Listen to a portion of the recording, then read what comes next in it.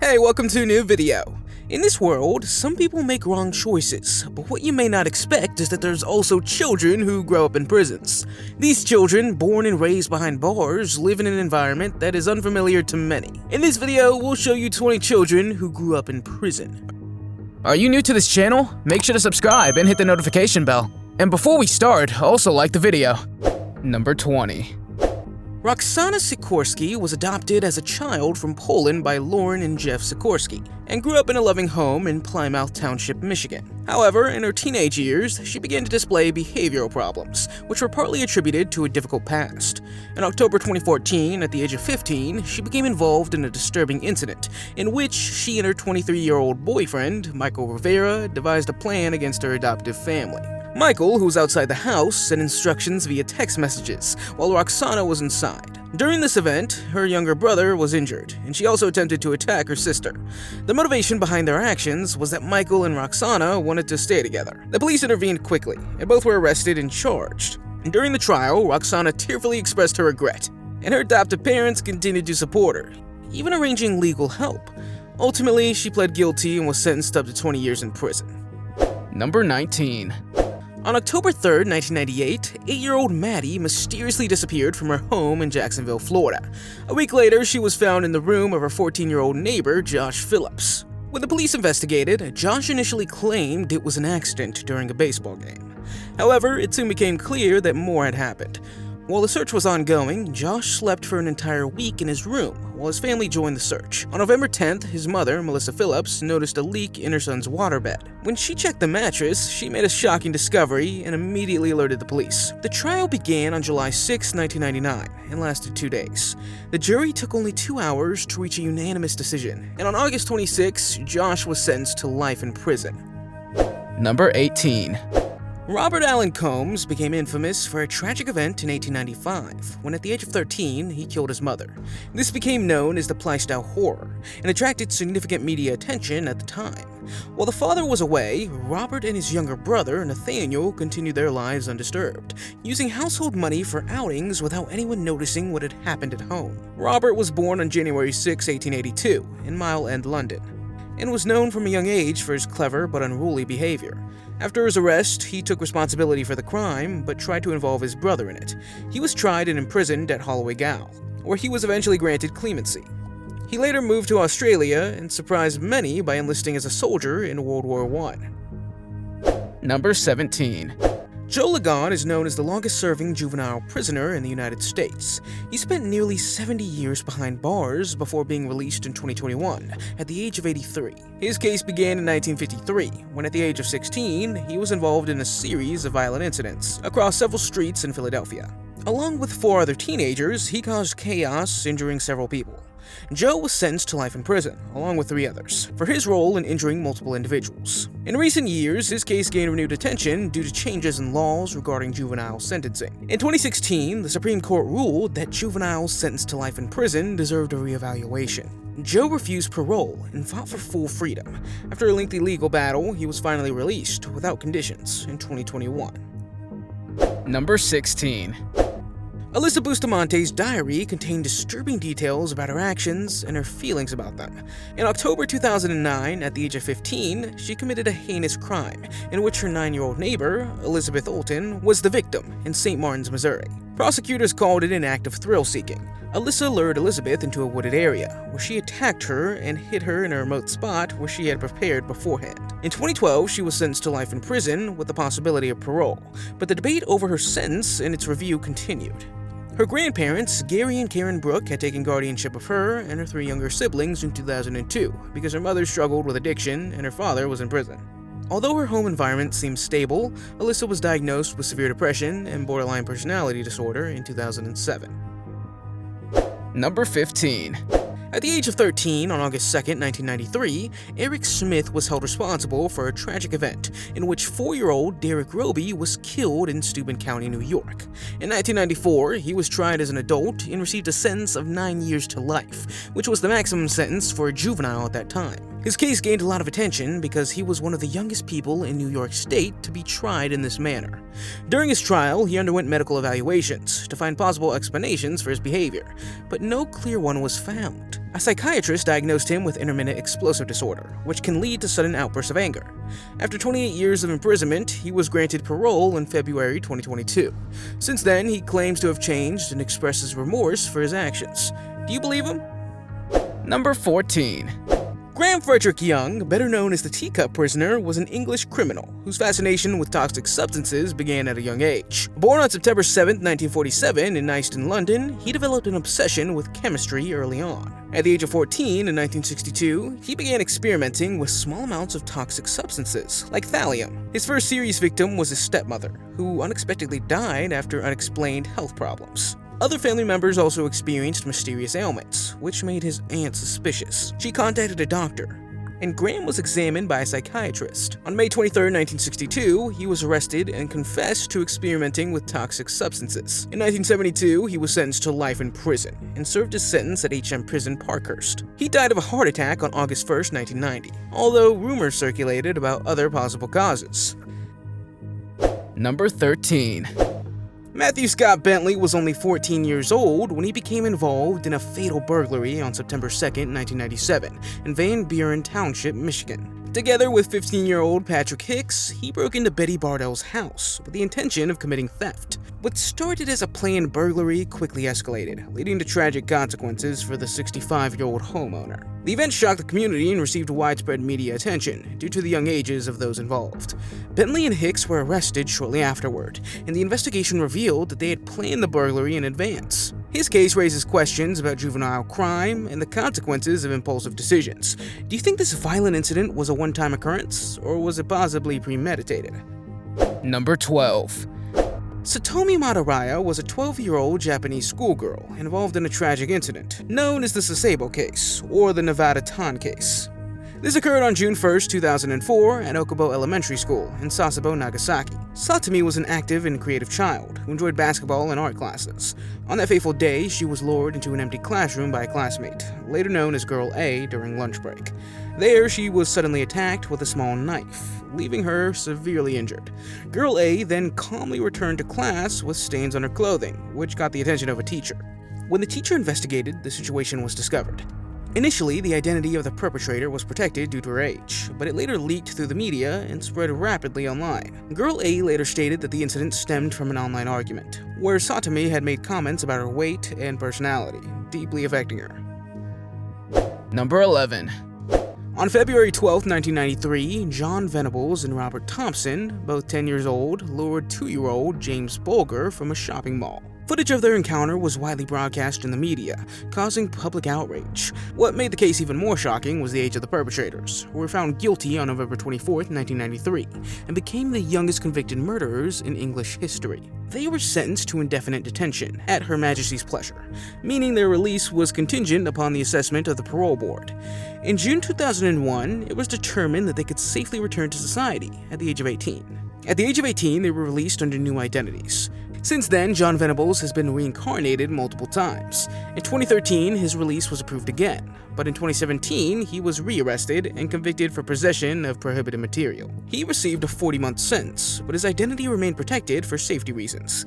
James Bulger's mother, Denise, has voiced her concern and called for lifting the anonymity if he gets in trouble again. Number 10. Jesse Pomeroy, later known as the Boston Boy Fiend, was the youngest person in Massachusetts to be convicted of first-degree murder.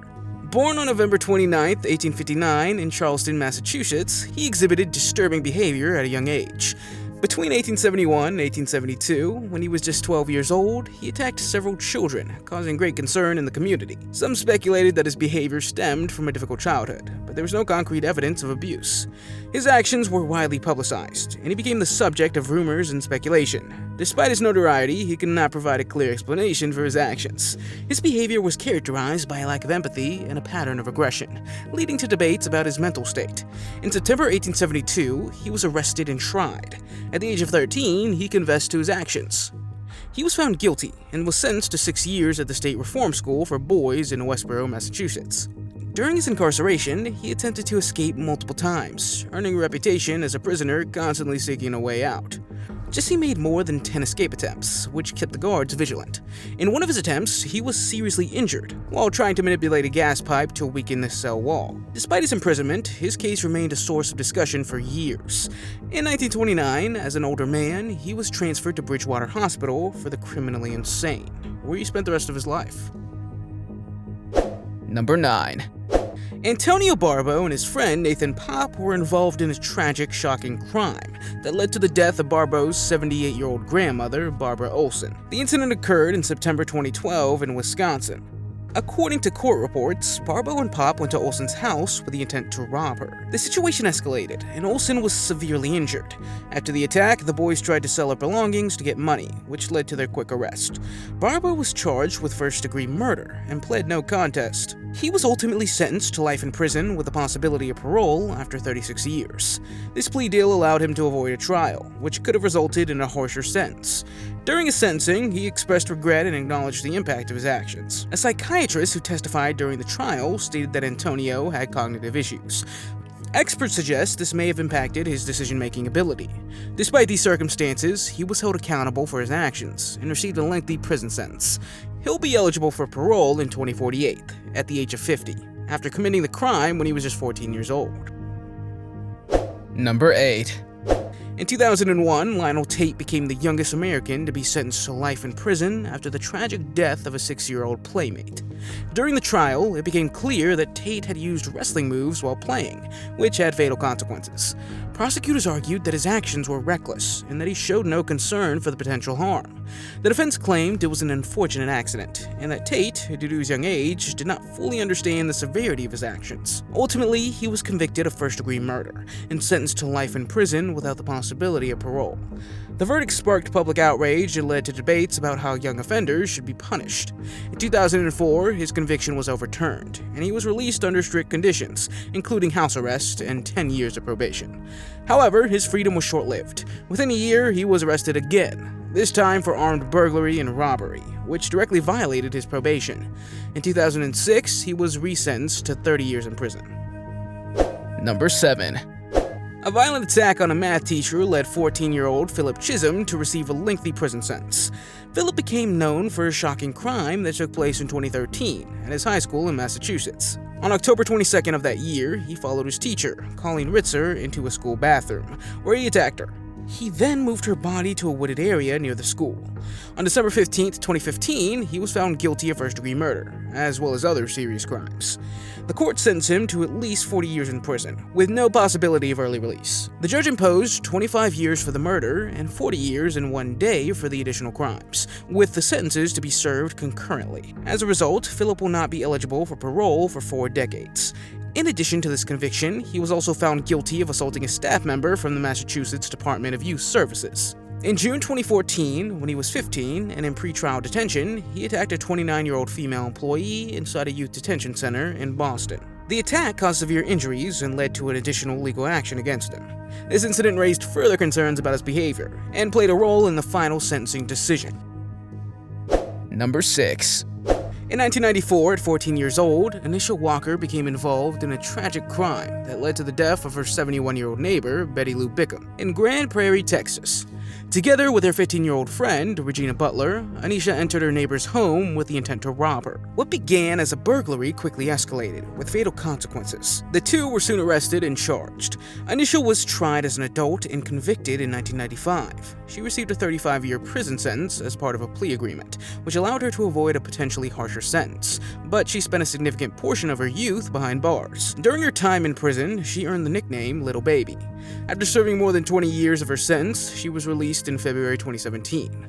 Her release came during a period of changing legislation regarding juvenile offenders, with an increasing recognition of their potential for change and rehabilitation. Number 5. On July 22, 2015, the Beaver family became the victims of a shocking attack in their own home. The perpetrators were Robert Beaver, who was 18 at the time, and his younger brother, Michael, who was 16. They carried out a carefully planned attack on their parents, David and April Beaver, as well as 3 of their siblings. The drama came to light when a 13-year-old family member who survived the attack made an emergency call and begged for help. When the police arrived, they encountered a devastating scene. Robert and Michael were soon arrested and charged with multiple counts of first-degree murder. The investigation revealed that the brothers were inspired by notorious crimes and had developed an obsession with violence and infamy. They had extensively planned the attack, gathering information on similar incidents and coming up with a strategy to eliminate their family members, one by one. Additionally, they had even planned a further attack on a public location, which was prevented by the swift actions of the police. In 2016, Robert pled guilty to multiple murder charges and was sentenced to life in prison without the possibility of parole. Michael, who was a minor at the time of the crime, was sentenced in 2018 to 5 consecutive life sentences, but with the possibility of parole. Number 4. On March 29, 2014, James Atfield, a 33-year-old man with a brain injury, was violently killed in a park in Colchester. 3 months later, on June 17th, Nahid Al-Mania, a 31-year-old Saudi student at the University of Essex, became the victim of a similar attack. Both crimes caused significant unrest in the community and led to a large-scale police investigation. Eventually, James Fairweather, who was 15 at the time, was arrested in May 2015 after acting suspiciously near a secluded area, where he was possibly planning another attack. During the investigation, it became clear that Fairweather had an obsession with infamous criminals and violence. He had conducted extensive research into murder cases and admitted during the interrogations that he had planned his actions. Fairweather had attempted to minimize his responsibility during the trial, claiming that he had acted under psychological pressure. However, the court rejected his defense, and in April 2016, he was found guilty of both murders. He was sentenced to life imprisonment with a minimum of 27 years, with the judge emphasizing his calculated approach and the vulnerability of the victims as aggravating factors. Prior to his arrest, the police had conducted an extensive sentence, arguing that it was too harsh. Prior to his arrest, the police had conducted an extensive year-long operation, which cost Essex police $2.5 million. Fairweather later appealed his sentence, arguing that it was too harsh, but the Court of Appeal ruled that the sentence was appropriate given the severity of the case and the danger he posed to society. Number 3. In 1968, at just 10 years old, Mary Bell was involved in the death of 2 young boys in the Scotswood area of Newcastle upon Tyne, England. Our first victim was a 3-year-old boy who was seriously injured on May 11th after a fall from a cellar. Initially, this was considered an accident, but Mary's involvement became clear later. Only 2 weeks later, on May 25th, a day before her 11th birthday, 4-year-old Martin Brown was found in an abandoned house, and Mary again played a role. While her friend Norma was acquitted, Mary was convicted of manslaughter due to diminished responsibility. Psychiatrists described her as showing classic symptoms of psychopathy. Some saw her as a victim of a difficult childhood, while others considered her dangerous. Her identity has since been protected, and she was granted lifelong anonymity due to her young age. Number 2. At the ages of 12 and 13, Curtis and Catherine Jones became the youngest people in the U.S. to be charged as adults with first-degree murder. Their case was influenced by a complex background of abuse and ended in a plea deal, resulting in a prison sentence of 18 years. In 1999, they were convicted of second-degree murder for the death of their father's girlfriend, Sonia Nicole Spates, in Florida. The siblings claim the act came out of desperation after years of abuse. Less than 4 months before the incident, Child Protective Services had found signs of mistreatment in their family. After more than 16 years in prison, Curtis Jones was released in July 2015 at the age of 29, followed by Catherine in August 2015 at the age of 30. Experts consider this case a tragic example of children failing under the system. Catherine later expressed regret, but stated that she would have done anything to escape that situation. Their mother, Stacey Parks, defended her children, claiming they had saved their own lives through their actions. Number 1. Cayetano Santos Godino, better known as the Big-Eared Dwarf, was a young Argentine who shocked Buenos Aires in the early 20th century. Born on October 31, 1896, he was held responsible for 4 murders, as well as multiple violent assaults and several arson attacks, all before his 17th birthday. Godino grew up in a difficult environment, with his family struggling with poverty, and he had health issues from a young age. At 10, he was first arrested for misconduct and briefly incarcerated. In 1912, at the age of 16, he began a series of violent acts. He set fire to a warehouse in the Corrientes Street, He set fire to a warehouse, purely out of fascination with firefighters. Not long after, he was arrested. On January 26, 1912, the body of 13-year-old Arturo Lorana was found in an abandoned house, and by the end of the year, Godino was arrested again for assaulting another child. He was eventually linked to multiple crimes due to his distinctive appearance. His actions shocked the community, leading to his lifelong imprisonment. He spent the rest of his life in prisons and psychiatric institutions, where he remained under strict supervision until his death. Which of these cases did you find the most chillin'? Let me know in the comments. If you liked the video, give it a thumbs up. If you want to see more videos we made, click one on the screen or take a look at the channel. Thanks for watching, and I'll see you next time.